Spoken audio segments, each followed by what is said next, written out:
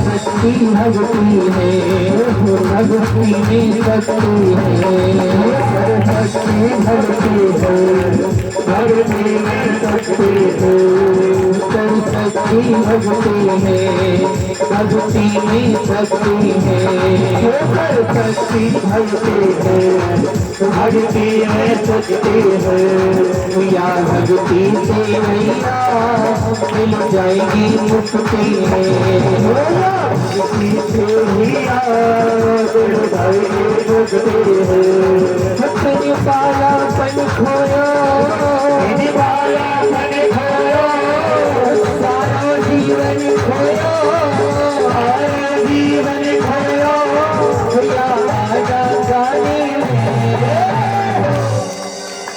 तेने सारो जीवन खोयो या आना खानी में और भैंसन की, झूठ मत बोलो, छोड़ते बोलो भैंसन की। अब तो सीधे हाथ उठा ले, बोली बोली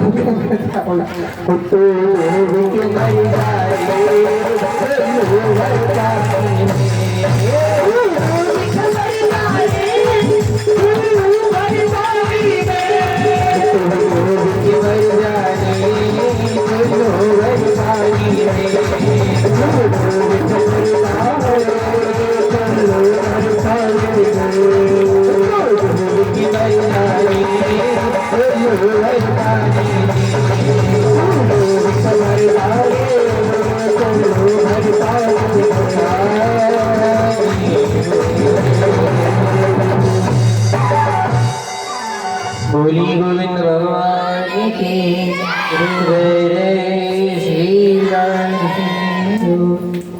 एक बार जोरदार ताली बजाएं हमारी दोनों माताओं के लिए। कितना सुंदर नृत्य किया। भगवान के नाम में तो वो ही नाच सकता है जहाँ पे भगवान की कृपा हुए और भगवान की भक्ति की हो। डीजे पर ढोल नगाड़ों पर नाचना तो बहुत आसान है मेरी मैयाओं। नाचते गए उसमें तो युद्ध सा होता है ना भैया। डीजे पर नृत्य होता है तो उसमें तो युद्ध सा होता है। जैसे पुरानी जमाने में जब देवता राक्षस आपस में लड़ते थे तो इतना विशाल युद्ध होता था, पता नहीं चलता था कौन किसके साथ क्या कर रहा है। और जब ये डीजे पर नाचते तो ऐसा लगता है काऊ के बेचारे के पैर लगे, काऊ के हाथ लगे, किसी के कपड़े उतार, कुछ तो भले आदमी अपने आप उतार के घुमा घुमा के नाचते हैं मानो पागल हो गए क्या। पर भगवान के भजन में वही नाच पाते हैं जिन पर उनकी कृपा हो जाती है। क्योंकि भगवान के भजन में नाचने के लिए सुर और ताल की आवश्यकता नहीं होती, उसमें तो भगवान की भक्ति की आवश्यकता होती है। कितनी सराहना करूं मैं आप लोगों की भाग्य की। कहाँ रह गए हमारे पंडित जी? अच्छा पीछे बैठे हैं जय हो। हाँ बुला के आए भागवत जी का आशीर्वाद लेंगे। अभी 3-4 महीने पहले आपके पास में गांव में कोगर है ना, हमारा बड़ा सुंदर आयोजन रखा था प्रमोद प्रधान जी ने। हाँ हमारे कश्यप समाज से थे। तो देखिए ऐसे गोविंद की कृपा हुई मेरी माताओं। मैं गवाना लाल मंदिर पे कथा कर रहा था एक दिन बारिश नहीं रुकी थी, माता जी को पता था, एक दिन नहीं। और मंदिर छोटा है, मेरे मंच के पास में आकर माताएं बैठ जाते हैं। निष्ठा कैसे होनी चाहिए। भोले बाबा की पिंडी को घेर कर माता बहनें बैठी थी, जो गैलरी में थोड़ी सी जगह होती है उसमें बैठी थी। पर किसी ने भी एक दिन भी भागवत को नहीं छोड़ा, जितनी बारिश पड़े पड़ती रही। हमें भी चिंता नहीं थी, सुना रहे थे जिसके भाग्य में जितना लिखा है भगवान उतना देता है, चाहे दुनिया इधर से उधर क्यों ना हो जाए। और उसी कथा के समापन में जब मैं जाने लगा, हमारी कथाएं प्रायः चलती रहती हैं। अब हम दूसरी कथा के लिए जा रहे थे, अगले दिन से ही थे जेवर के पास, प्रधान में पहुंच गए। मुझसे बोले महाराज जी वृंदावन से। मैंने कहा जी भैया। बोले गुरु जी कथा हमें भी सुना दीजिए। मैंने कहा जरूर सुनाएंगे। अब हम जीवन से कथा करके लौटे, ठीक 2 दिन बाद हमारी कथा ओवर में हुई। और उसी समय हमारा, देखो भगवान की कैसी कृपा होती है, कोई मिला नहीं, कोई मिलना जुलना नहीं, कभी फोन पे भी बात नहीं हुई।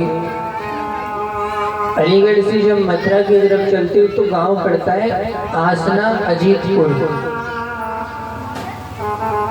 तकरीबन 25 किलोमीटर होगा गवाना से आसना अजीतपुर। तो विप्र कुलभूषण हमारे यजमान सतीश चंद्र उपाध्याय जी बुजुर्ग हैं महाराज। अभी देखो आपके इधर बैठे हैं, आए। और ये एक सच्चे भक्त का, संत का लक्षण होता है। कहाँ से आए? अजीतपुर से सुनकर आए आपकी कथा की महिमा। जय हो, स्वागत है महाराज। एक बार जोरदार ताली बजाकर आप सब लोग। विप्र कुलभूषण हैं, बुजुर्ग हैं, आप देख रहे हैं, अकेले खड़े थे और भागवत जी का इतना विशाल आयोजन कराया, मैं आपको बता नहीं सकता। और इनकी निष्ठा का फल मैं कहता हूँ, अगर कराने वाले की भावना सही हो ना तो 1 ही लाख के बराबर हो जाता है। बोलो जैसे, क्योंकि अगर कराने वाले की भावना अच्छी है तो सुनने वाले भी उसका साथ देते हैं। अब मैंने तो परसों पोस्ट की तो पता चला कि गुरुजी कथा कर रहे हैं। अब मैं तो इनके पोते की उम्र का हूँ, पर गुरुजी का भाव रखते हैं। बोले गुरुजी मैं जरूर आऊँगा। और अभी 4 तारीख से हमारी पुनः एक कथा आसना के पास ही कराने के लिए जा रहे हैं। तो ये सब आप ओगर वासियों की, गवाना वासियों की भक्ति का फल है कि गांव से गांव का व्यक्ति नहीं आ पाता, पर इतनी दूर से आपकी भक्ति ने एक संत को, एक महापुरुष को खींचा है। आप सत्य मानना कि आप बड़े ही पुण्यात्मा हैं। मैं उसी के स्थान पर लेकर चलता हूँ आपको।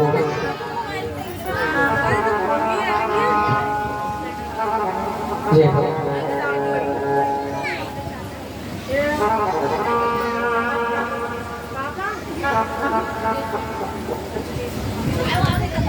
भागवत जी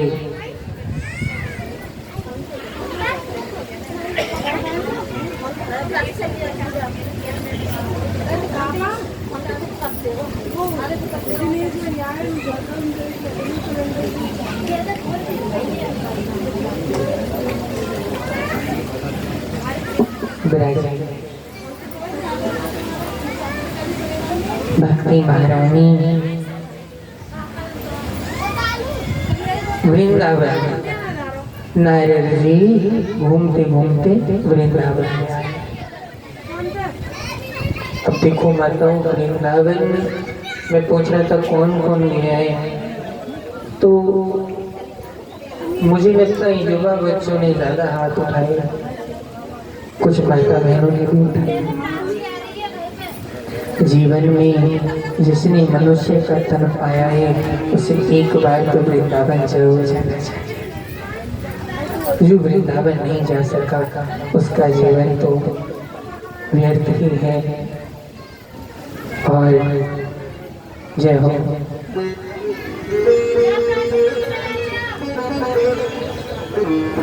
अब नारद जी जो वृंदावन आए हैं तो वृंदावन में आकर एक दृश्य देखते हैं। कोई युवती समझते हो, कोई जवान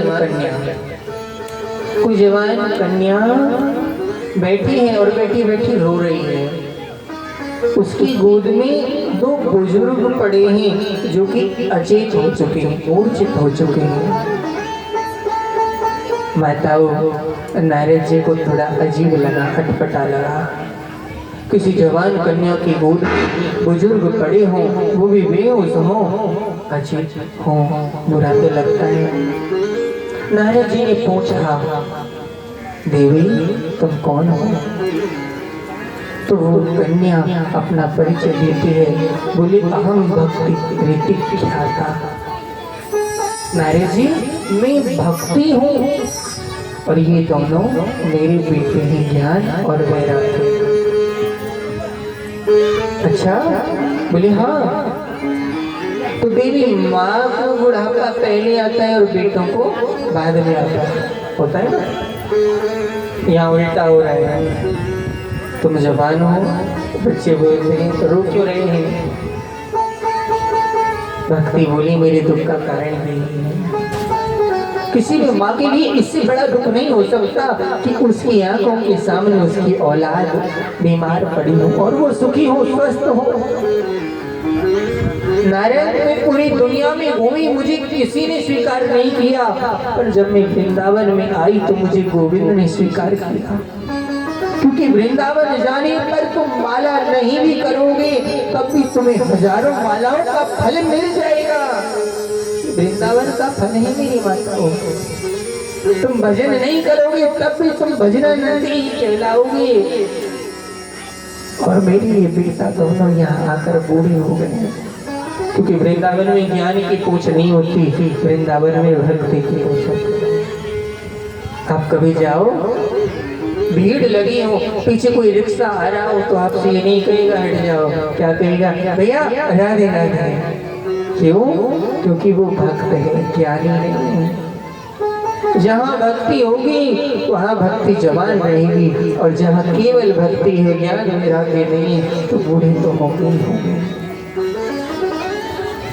भक्ति ने कहा मेरे बेटाओं को जवान कर दो। नारद जी ने वेद का पाठ किया, परीक्षित जी वेदांत का पाठ किया, गीता पाठी मुहुर्मुहु। अब जब जब कथा सुनाती ज्ञान वैराग्य युवा हो जाते, और जैसे ही कथा पूरी होती वो दोबारा पूरे हो जाते। ये हमारी और आपकी जैसी परिस्थिति है। जब तक आप कथा सुन रहे हो 4 घंटे, मेरी कही हुई हर बात अच्छी लगती है। हाँ महाराज, दुनिया तो झूठी है, सच्चा तो भगवान का नाम है।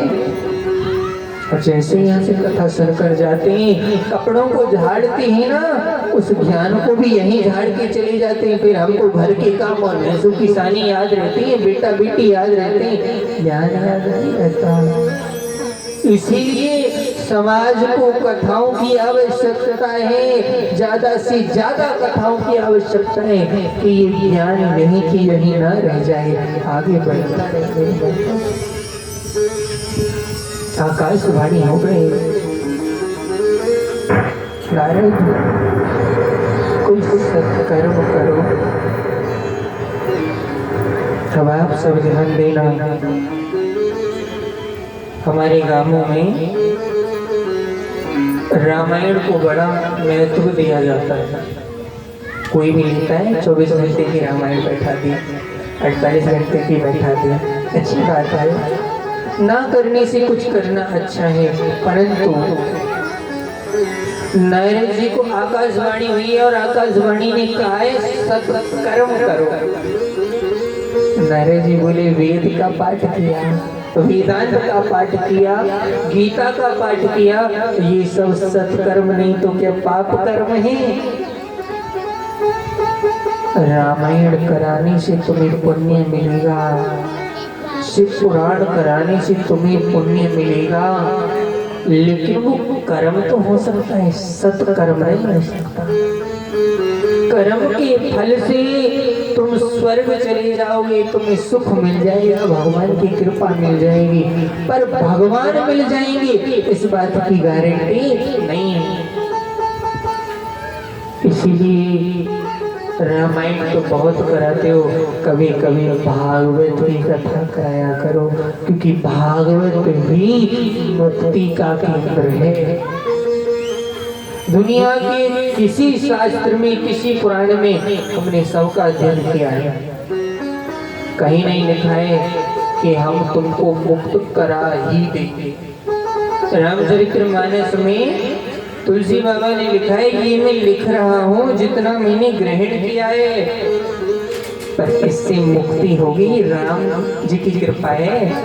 राम जी ने कृपा कर दी तो तुम्हें मुक्ति मिल जाएगी, तुम्हें प्रभु मिल जाएंगे। उन्होंने कृपा नहीं की तो नहीं मिलेगी। शिव महापुराण कितना भी पढ़ लो, कहीं नहीं लिखा है कि भगवान शंकर शिव पुराण के बाद में आपको मुक्त कर ही देंगे। लेकिन श्रीमद्भागवतम शास्त्रम मुक्तिदाने गर्जति। ये भागवत गर्जना करके कहती है कि मेरी शरण में आओ और मैं मुक्ति दे दूंगी।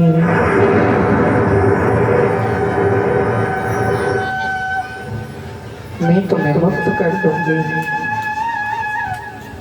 मैं तुम्हें मुक्ति दूंगी। ऐसा भागवत शास्त्र।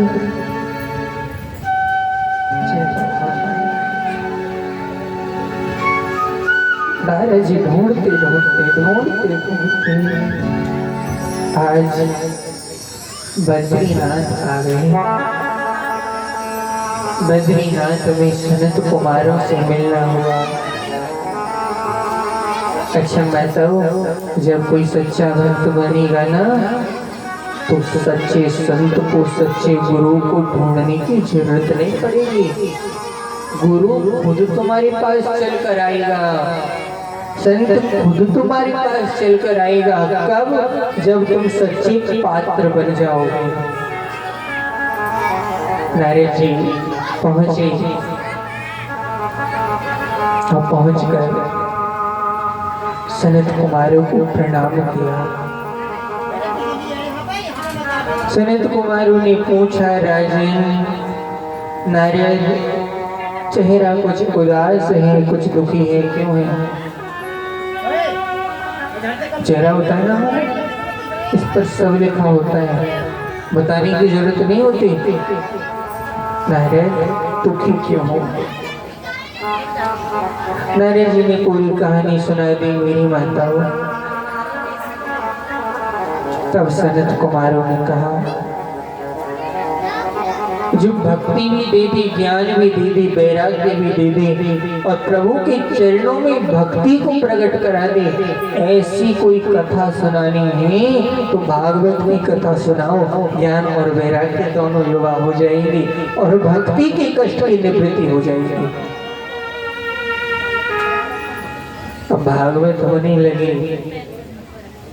सनत कुमार भागवत करा रहे, तो भागवत में लिखा है भैया, सत्यमन लिखा है भागवत में, आप कभी अध्ययन करना।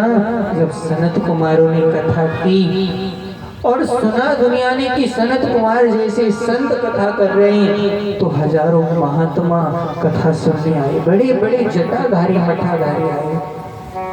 स्वर्ग से देवता धरती पर मनुष्य बनकर आ गए, कोई देवता वृक्ष बनकर आ गया, वृक्षों के ऊपर बैठे पक्षी कथा सुन रहे हैं, नाग कथा सुन रहे हैं, बड़े बड़े विषैले सर्प अपने बिलों से बाहर आकर मुंह निकाल कर कथा सुन रहे हैं, क्योंकि ये कथा सबको फल देती है। वो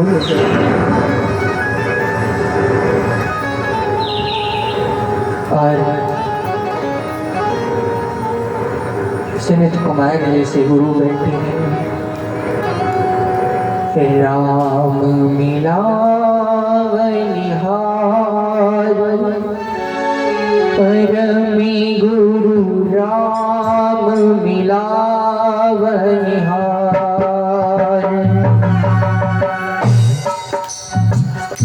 राम मिलावन हार परम गुरु राम मिलावन हार।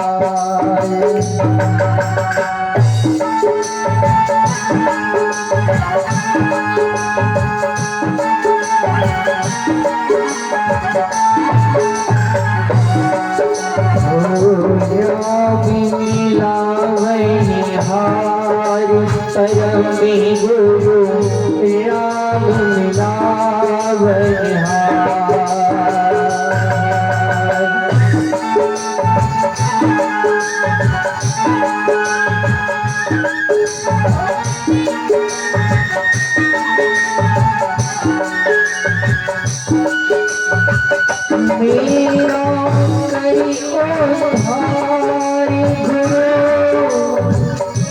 मेरा करी उद्धार गुरु, मेरा करी उद्धार परम गुरु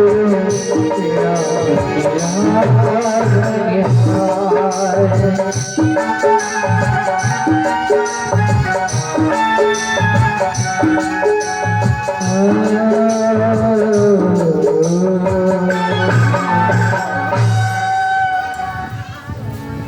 जो सच्चा गुरु होगा ना वो कभी अपनी पूजा नहीं कराएगा, वो परमात्मा से जोड़ने का काम करेगा। सनत कुमारों ने भागवत करनी प्रारंभ की।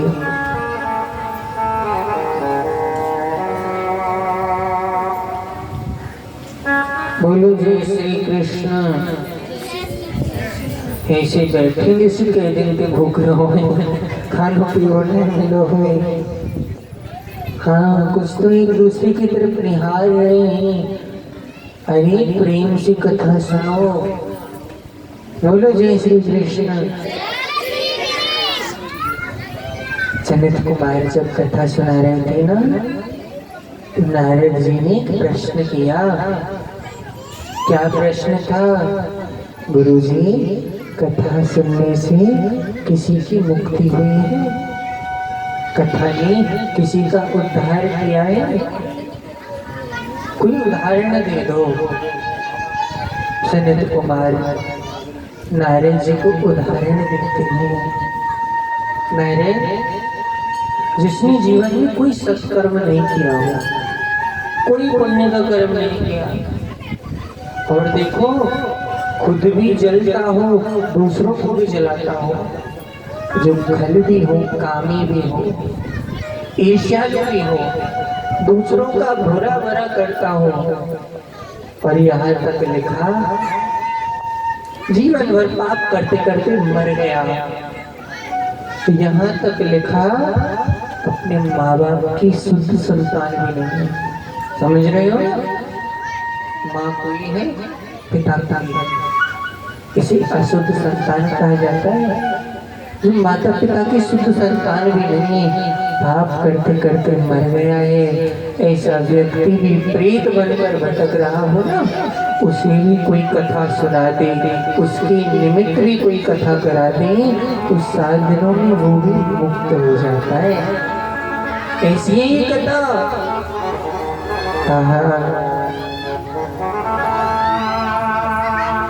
नारद जी बोले कोई उदाहरण दो। एक गांव था माता, जिसका नाम था उत्तम नगर।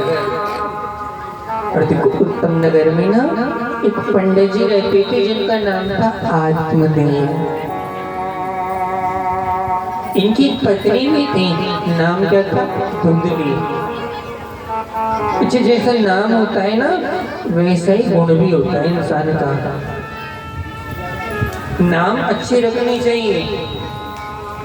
कुछ लोग कहते नाम रखने पे क्या होगा? ए माता जी, काय पहुंच रही हो? माता समझ रही हो? छोटी छोटी अम्मा शांति बना कर कथा सुने। कथा सुनते समय इधर उधर नहीं देखते, सिर्फ सामने देखते। और हम ऐसे ही व्यास जी हम डांटते हैं, उधर से हो, इधर से हो, इधर से हो, किसी को नहीं बख्शते हैं। कथा सुनो बस। ये कथा कोई लेक्चर नहीं है कि तुम्हारी टीचर आई और तुमको सुनाकर चली गई। ये फिलॉसफी है। इसमें साइंस भी है, इसमें सब कुछ है, समझना। ये केवल बड़े बुजुर्गों के लिए नहीं है। आज शहरों में, सिटियों में भागवत कथाओं को युवा बच्चे ज्यादा सुनते हैं। तो मैं कह रहा था जैसा नाम होता है वैसा गुण आता है जीवन में। इनका नाम है धुंधली। धुंधली का अर्थ होता है जहाँ अंधेरा ही अंधेरा हो, कोई चीज स्पष्ट ना दिखती हो। आत्मदेव तो बिना भोजन पूजा पाठ किए भोजन भी नहीं करते, और धुंधली जब तक दो चार घरों में लड़ाई नहीं करा देते तब तक उनको खाना हजम ना हो गया। हाँ ऐसी थी ये माता। बूढ़े हो गए, कोई संतान नहीं है, सुख संपत्ति तो बहुत है, बहुत अच्छा महल बना है पंडित जी का।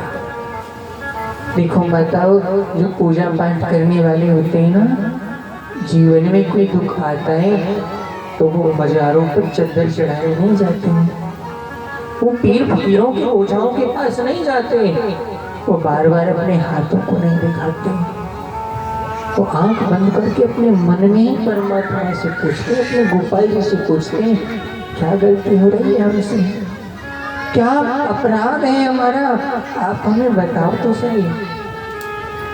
तो भगवान बोलता है, हमारी भावना उसे भुलवा देती है, हम कभी चेष्टा नहीं करते इसलिए हमारे साथ नहीं होता है। आत्मदेव पूजा करते थे ना, उनको लगता मेरे जल को सूर्य नारायण स्वीकार नहीं करते, मेरी पितृ स्वीकार नहीं कर रहे हैं, क्योंकि जब तक कोई पितृ संतुष्ट नहीं होंगे तब तक घर में ना तो पुत्र होगा ना पुत्री होगी, तब तक बालकों की मति बिगड़। कुछ लोग कहते हैं पितृ दोष की लक्षण क्या है, यही लक्षण है जिस घर में संतान ना होती हो जाए तो बीमारी ना जाती हो, बीमार रहते हो, बच्चों की बुद्धि हमेशा बिगड़ती रहती हो, घर में कोई ना कोई लड़ता रहता हो, पूजा पाठ करने के बाद भी कोई असर ना आ रहा हो तो समझ लो अभी तुम्हारी पूजा में कमी है, तुम्हारे पितृ तुम्हारे देव तुमसे अभी प्रसन्न नहीं है। वो खुश हो गए तो सब कुछ होगा। घर में तुलसी का पौधा लगाया मेरी माता, तुलसी का पौधा सूख गया। जिनके घरों में तुलसी सूख जाए समझ लेना उनसे बहुत बड़ा पाप हो रहा है। ठीक है, एक समय आता है जब तुलसी बिल्कुल सूख जाती है, परंतु वो समय की बात है। परंतु अनायास किसी के घर में तुलसी नहीं होती है और हो जाए तो सूख जाती है, समझना आपने कोई ना कोई बहुत जघन्य अपराध किया है, किसी संत का किसी भगवंत का आपसे अपराध बना है, तुलसी सूख गई है। एक गौ माता थी घर में, गौ माता बांझ हो गई, आत्मदेव किसी के पास नहीं गए, अपने आप से पूछा मुझसे ऐसा क्या अपराध हो रहा है, इतनी पूजा पाठ करने के बाद भी मेरे घर में तुलसी माता सूख गई है। पति तो दुखी है माता, पत्नी को कोई फिक्र नहीं है, पत्नी को कोई फिक्र नहीं है। अब एक दिन आंखों में आंसू भर कर रो रहे थे, रोते रोते मन में सोचा भगवान ने मुझे इतनी संपत्ति दी, इतना सुख दिया, पर इस सुख को बरतने वाला कोई नहीं दिया, और जब इसे कोई बरतने वाला नहीं है तो फिर मैं इस सुख का क्या करूं। दुखी होकर मरने के लिए चलते हैं, और देखो नदी में कूद कर आत्मदेव मरना चाहते हैं। उसी समय एक सच्चा संत आया, भैया वो पूजा पाठ करते हो, पूजा पाठ करते करते भी जीवन से अगर कष्ट नहीं जा रहा है ना, गोविंद कृपा नहीं कर रहा है, मन घबराने लगेगा, कदाचित कभी ऐसा भी समय आ जाए कि तुम अपने आप से घृणा करने लगो, अपने जीवन से परेशान होने लगो, तो याद रखना समय पर भी तुम्हारी रक्षा के लिए मेरा गोविंद जरूर आएगा, वो टूटने नहीं देगा, परंतु हमारा विश्वास मजबूत होना चाहिए। आत्मदेव अब जब बिल्कुल परेशान हो गए और अब प्राणांत करने लगे तो मानो भगवान ही संत बनकर आ गए हो, क्योंकि भगवान कब किस रूप में आ जाए तो कोई नहीं जानता ना भैया। मुझ में राम ही तुम में राम ही, अरे सब में राम समाया है। सबसे कर लो प्रेम जगत में, कोई नहीं पराया है। ना जाने किस रूप में वो आ जाए। हाथ पकड़ लिया आत्मदेव का। तुम मरना चाहते हो? बोले हाँ। क्यों? भगवान ने मुझे सुख तो बहुत दिया पर कोई बेटा नहीं दिया। ये भी बहुत बड़ा कष्ट है कि हमें बेटा चाहिए पर बेटी नहीं चाहिए। होता है ना, बेटा हो जाए तो बड़ी खुशी होती है और बेटी हो जाए तो बड़ा दुख होता है। कुछ लोगों के तो चेहरे ही उतर जाते हैं। अरे ना समझो, बेटा गेहूं की फसल है, एक जगह बोओगे एक जगह ही पाओगे, पर बेटियां तो धान की फसल होती हैं। एक जगह बोई जाएगी तो दूसरी जगह पनपी जाएगी। तुम्हारे घर में रहेगी, तुम्हारे घर को चलाएगी, और जिस दिन दूसरे घर में चली गई तो दूसरे घर को भी चलाएगी। दो दो कुलों को चलाने वाली होती है बेटी।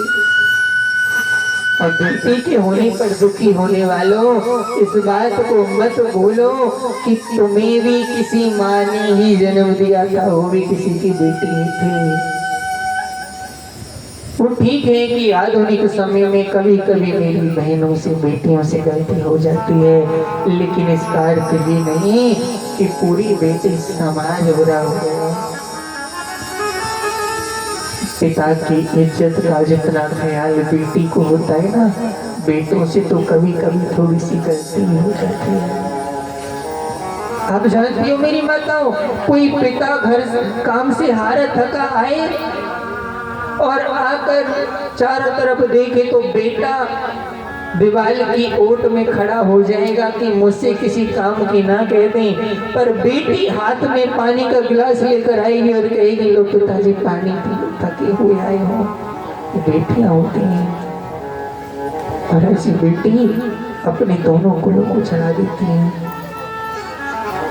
बेटों से तो कभी कभी गलती हो जाती है। अरे अपने धर्म पर चली बेटियां, चली बेटियां, जाने क्यों सबके दिल में खली बेटियां।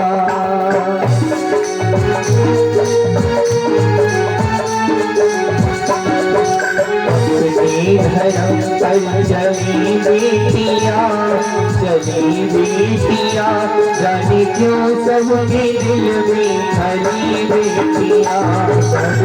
सबके दिल में खली बेटियां, जाने क्यों सबके दिल में खली बेटियां।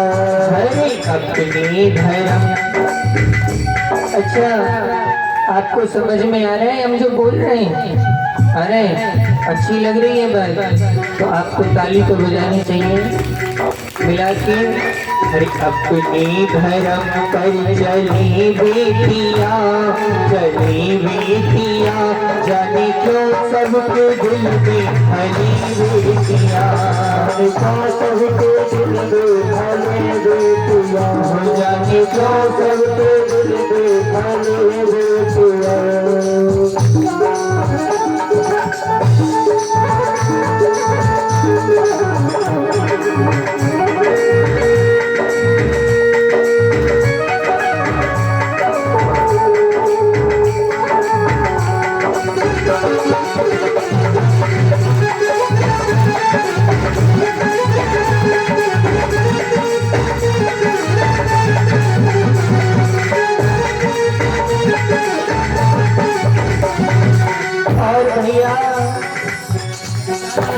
बेटा जो जन्मे तो बाजे बधाई, बड़ी बड़ी बधाई बजती। हर बेटा जो जन्मे तो बाजे बधाई, बेटी को भी गर्व गिराई, बेटी को भी गर्व गिराई, बेटी को भी गर्व गिराई, बेटी को भी गर्व गिराई। बेटा जो जन्मे तो बाजे बधाई, हर बेटी को भी गर्व गिराई, बेटी को भी गर्व गिराई, बेटी को भी गर्व गिराई।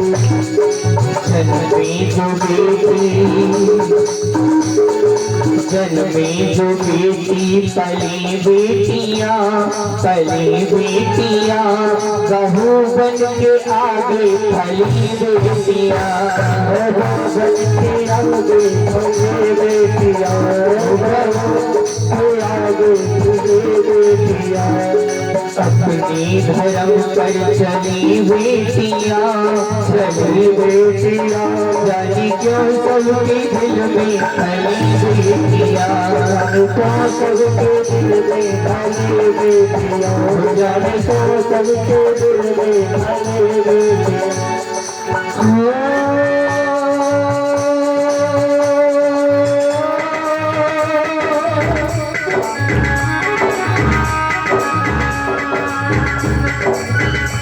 यदि बेटा जिगर का टुकड़ा है,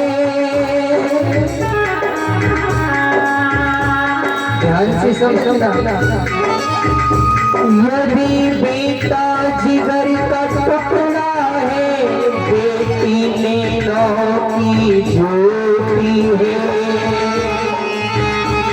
इस खान स्वर्ग से बढ़कर है, जहाँ बेटी की पूजा होती है, जहाँ बेटी की पूजा होती है, जहाँ बेटी की पूजा होती है। हरि अपने धर्म पर चले बेटियां, चलो बेटियां, जाने क्यों सबके दिल में फली बेटियां, क्यों सबके दिल में फली बेटियां, जाने क्यों सबके दिल में फली बेटियां,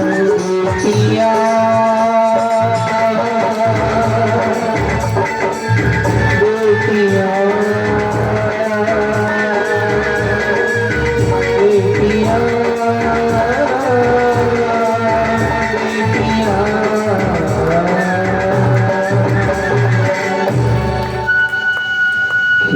अपनी धर्म पर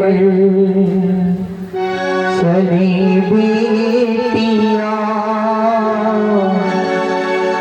फिर क्यों सबके दिल में खली बेटियां।